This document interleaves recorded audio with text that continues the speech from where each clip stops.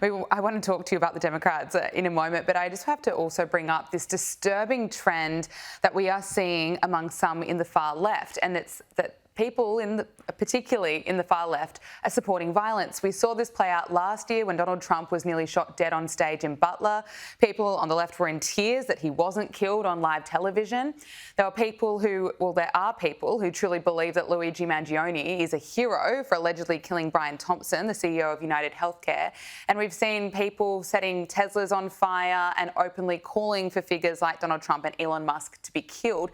Now, a new report has found that this disgusting trend is actually growing, particularly among those on the left. The Network Contagion Research Institute found growing support for political violence, and the report found 38% of respondents said it would be at least somewhat justified to murder Donald Trump. 31% said the same about Elon Musk.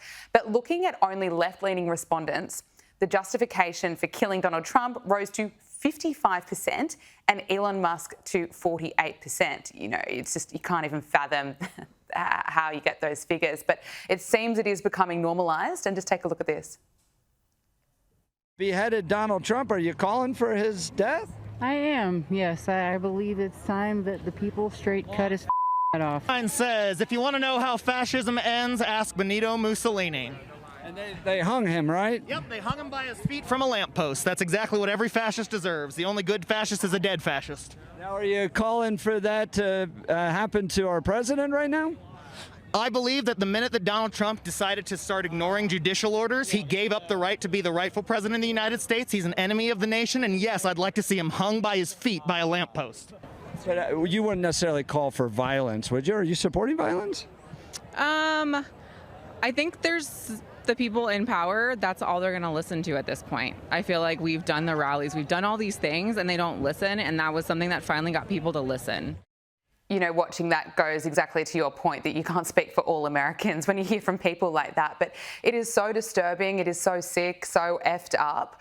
Why are we seeing this become normalised? Why are we seeing this trend actually growing?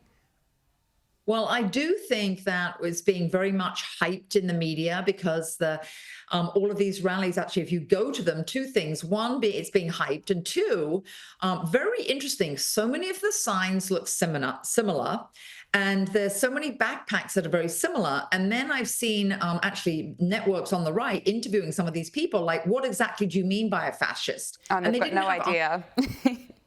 Right. They don't have it's just rhetoric. They don't have ideas. But also, importantly, Gabriella, the disturbing part is they're being funded by someone. And 5 of these people they interviewed in a row had a piece of paper and they said, oh, it's what it said on the paper they gave us. So they're being paid and they're being given paper. And then also, I'd just like to make a point here, though. This is on the left. Now, when the right disagreed with things like Bud Light had this transgender Mulvaney, a promotion, it was all going transgender.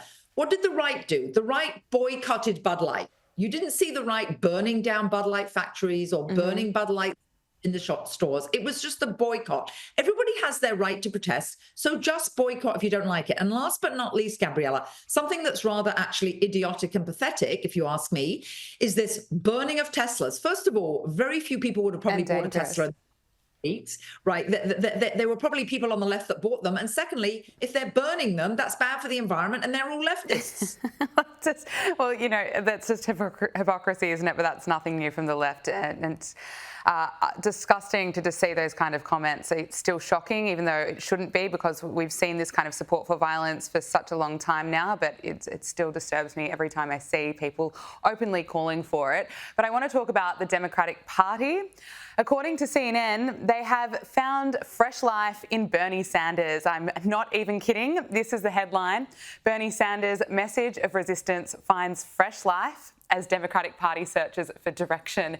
And this is how this is speaking about Bernie Sanders' message of resistance against Donald Trump as the Democrats push to raise the minimum wage. But just take a look at this fresh life.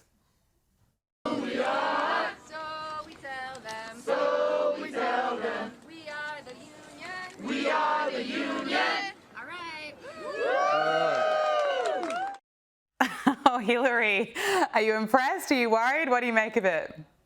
No, actually, I think it should be comforting for all Republicans because it's literally so ineffective. Again, I don't know if those people were paid or not, but they're not making a mark. And again, when taxes come down and the economy booms, what are they going to do? Are they going to opt out? I don't think so. And I think this is a lot of rhetoric. I think Bernie Sanders is somewhat of a failed politician anyway. Yes.